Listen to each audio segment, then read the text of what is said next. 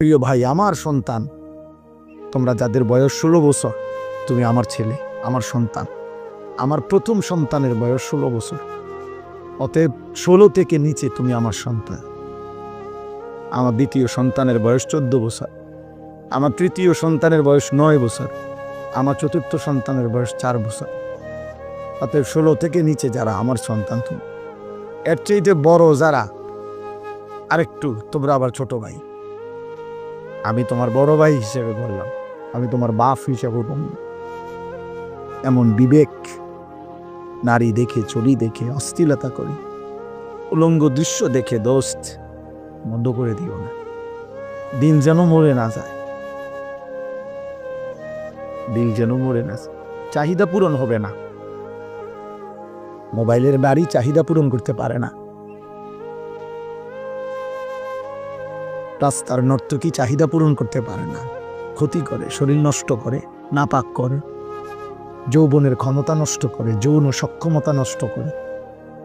হারাম বীর্যপাতে আমি স্পষ্ট বলি, আমার যুবক, আমার সন্তান, হারাম বীর্যপাতে মানুষের নিয়ন্ত্রণ থাকে না। স্বামী স্ত্রীর মিলনে মানুষের নিয়ন্ত্রণ থাকে, কারণ ও তো আমার স্ত্রী, বিবাহিত। একদিনই শেষ করলে তো জরুরি না, বুঝেন নাই? কারণ আমি তো জানি আমার বিবি, কিন্তু অসভ্য চরিত্রহীন, ওর কোনো নিয়ন্ত্রণ থাকে না, বুঝেন নাই? ওর কোনো নিয়ন্ত্রণ থাকে না। এই জন্য সে তার বীর্যপাত, যৌন চাহিদা পূরণের ক্ষেত্রে কোনো নিয়ন্ত্রণ বুঝে না, সিস্টেম বুঝে না। এই জন্য কখনো হাত, কখনো নাপাক লজ্জাস্থান, কখনো অস্থির ছবি, কখনো উলঙ্গ দৃশ্য, কোনো বেহায়া নারী, কোনো অসৎ বন্ধুর হারাম সম্পর্ক, কোনো না কোনোভাবে নিজের যৌন চাহিদা নষ্ট করে ফেলে। একদিন অসল, অপদার্থ, অকর্মণ্য একটা দুর্ভাগ্য বদনসিব সন্তান হয়ে দুঃখে দুঃখে মরে। যদি কারো বিশ্বাস না হয়, আমার সাথে চলো। আমার কাছে অনেক ছেলের হোয়াটসঅ্যাপে ভয়েস রেকর্ড আছে, অনেক যুবকের সাথে আমার কথা আছে, সম্পর্ক আছে। তোমার কাছে জীবনও কইতো না, ও যে হাফ প্যান্ট তোমাদের কইতো গুনাহরে শেষ করে গেছে। উলঙ্গ ছবি দেখতে দেখতে, নর্তকী দেখতে দেখতে, হারাম দৃশ্য দেখতে দেখতে, বাহ্যিকভাবে দেখতে তো মনে হয় চুল আশ্রাইছে, প্যান্ট ফিনছে, পাউডার লাগাইছে, কথাবার্তা কইতেছে, হাসতেছে, কিন্তু শারীরিক সক্ষমতা নাই, অচল হয়ে গেছে, অপদার্থ হয়ে গেছে। দুঃখে দুঃখে মরবে, দুঃখে দুঃখে মরছে। আল্লাহর কসম, রব্বে কাবার কসম করে বল, আমি তোমার বাপ, তুই আমার সন্তান হয়ে বল।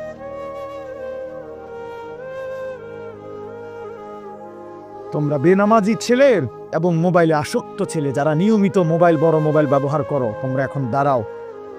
আমি একজন ডাক্তার আনি, একজন ইনসাফগার, বিবেক সম্পন্ন একজন ডাক্তার এসে বলুক যে 16 বছরের ছেলের চেহারা এত সাফা ভিতরে থাকার কথা নেই।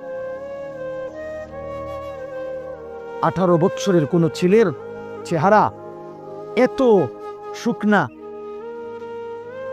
এত দুর্বল হওয়ার কথা না। বুঝেন না? এমনি কথাটা চলেন আমি দেখাই, তোমরা দাঁড়াও। আলহামদুলিল্লাহ, আমি আমার বিষয়ের উপরে সারাদিন রাত কাজ করি। এই কিশোর নওজোয়ান মিয়া আমার দিবা নিশির মেহনত, শুধু ওয়াজ করি এটা না, দিবা নিশি মেহনত করুন, ফিকির করুন আর কি করা যায়। এই জন্য তুমি বলো, চলো আমরা দেখাই। গুনার থেকে পবিত্র, মোবাইলে আসক্ত না, নারী দেখে না, ছবি দেখে না, উলঙ্গ দৃশ্য দেখে না, 5 ওয়াক্ত নামাজ পড়ে, আল্লাহর কসম। চলো আমরা এমন 100 যুবক, এমন 100 কিশোর, তাকেও এক পাশে দাঁড় করাই, তোমারও এক পাশে দাঁড় করাই। এরম 100 দুই দিকে একজন ডাক্তার এসে চিকিৎসা করুক, দেখুক, উনি বলুক উনি বলে দিবে ওয়েট। প্রত্যেক ডাক্তার মাফে না, ডাক্তাররা বয়স জিগা, ডাক্তাররা ওয়েট মাফে, ওজন কত বলে। চলো, অনেক শিশু বিশেষজ্ঞ ডাক্তারের প্রেসক্রিপশনের পিছনে লেখা আছে কত মাসে কতটুকু ওজন থাকা উচিত, এখান দিয়ে লেখা থাকে বয়সের হারে ওজন কি, নাহলে ওজন মাফে কেন? অধিকাংশ ডাক্তারদের চেম্বারে ঢুকলেই কি আছে, ওয়েট মাফার কি আছে, মেশিন আছে। কেন? কি করতেছো বাপ, কি করছো? দাঁড়াও, তাহলে আমরা দাঁড় করাই তোমাগরে। তোমাদের বাবারা তোমাদেরকে দেখুক, তোমাদের সমাজ তোমাদেরকে দেখুক যে গুনাহ তোমাদের চেহারা কি কালো বানাইছে। বেনামাজি জীবন তোমাদেরকে কি পরিমাণ বিভৎস চেহারা বানাইছে।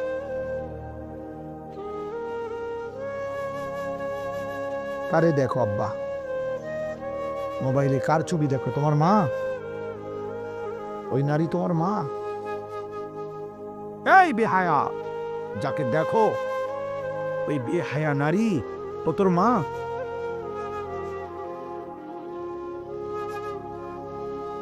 একটা অসভ্য যুবক কল্পনা করে না ফরমান, তোর মাকে যদি কেউ এমন দেখে, তোর বোনকে যদি কেউ এমন দেখে, তোর বিবাহিত স্ত্রীকে যদি কেউ এমন দেখে, তোর কন্যাকে যদি এমন কেউ দেখে, তোর ফুফিকে যদি কেউ এমন দেখে, তোর খালাকে যদি কেউ এমন দেখে, আল্লাহর কসম, এটা নবীজি সাল্লাল্লাহু আলাইহি সাল্লাম হাদিসে, নবীজি, আমি এটা নিজের থেকে বলি নাই, নবী এক যুবককে এটা বলছে। নবীজির জামানায় এক যুবক নবীজির কাছে জিনার বেবিচারের অনুমতি চাইছিল। ইজান লি বিজিনা, হাদিসের সব এই কিতাব আমার গাড়িতে আছে, ওয়ালা তাকরাবুজ জিনা, এই নামে আমার কাছে একটা কিতাব আছে মোটা, ও কিতাবে আছে। যুবক বলছি, ইয়া রাসূলুল্লাহ, আমাকে জিনার বেবিচারের লজ্জাস্থানের হারাম ব্যবহারের অনুমতি দেন। নবীজি বলছে, যুবক শোনো তো।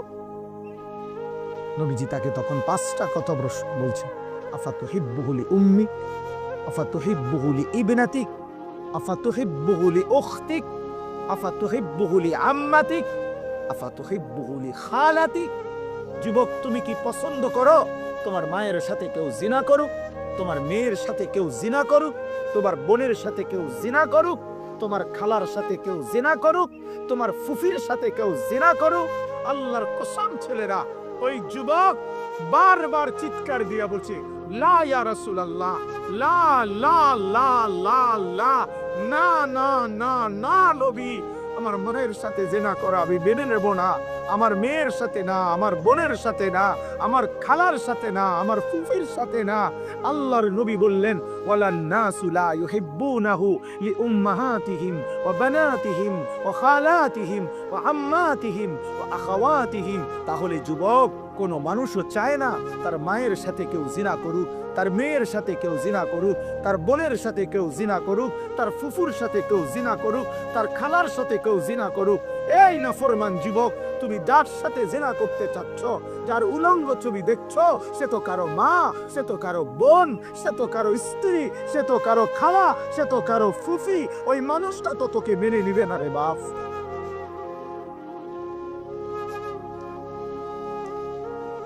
তুই কার মা দেখোস?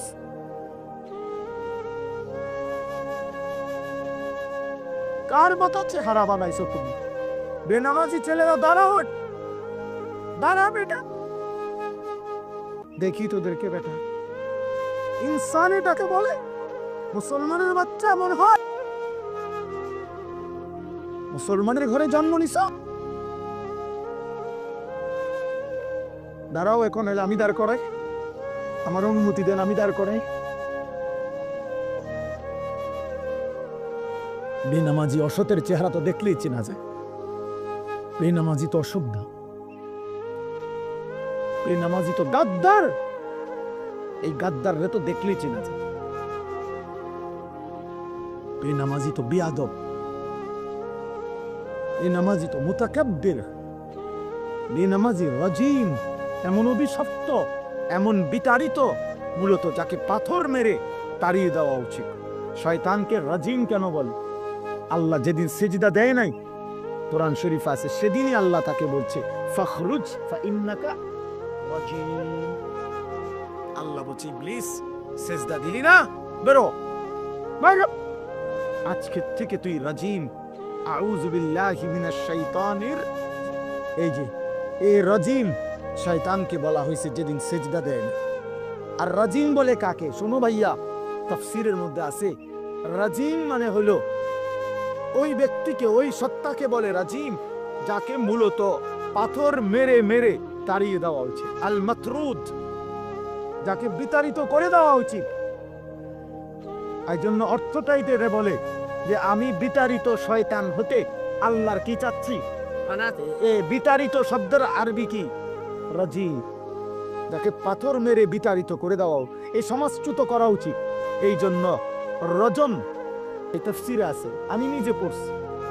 এই জন্য ইসলামী শরীয়তে কোন পুরুষ, বিবাহিত পুরুষ যদি স্ত্রীকে বাদ দিয়ে অন্য মহিলার সাথে জিনা করে, তার শাস্তি হলো রজম, পাথর মেরে হত্যা করা। কোন মহিলা যদি বিবাহিত, সে যদি নিজের স্বামী ব্যতীত অন্য কোনো পুরুষের সাথে জিনা করে, তার শাস্তি হলো তাকে পাথর মেরে মেরে হত্যা করা। এইটাকে বলে রজম। রজম এটাকে কি বলে? এইটা যে শব্দ রাজিম, ওই একই শব্দ। বুঝছেন আব্বা? এটা আল্লাহ পাক ওই দিন বলছে যেদিন সেজদা দেয় না, যেদিন সে সেজদা দেয় না, এদিন আল্লাহ তাকে বলছে ফাইন্নাকা রাজিম।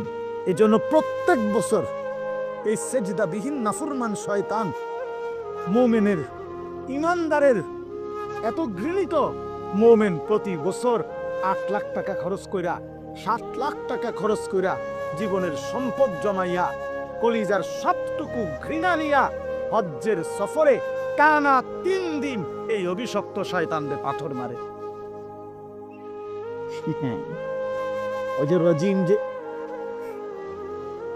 ওদের মূলত কি রাজিম, যে এই জন্য পাথর মারে।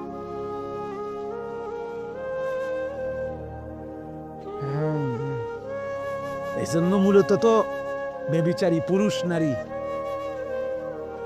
বিবাহিত পরে পাথর মেরে হত্যা করার বিধান শুনি। এবং আল্লাহ বলছে সাবধান, জিনার শাস্তি, বেবিচারের শাস্তি প্রয়োগ করতে গিয়ে 2টা কথা আল্লাহ কঠোরভাবে বলছে কোরআনে।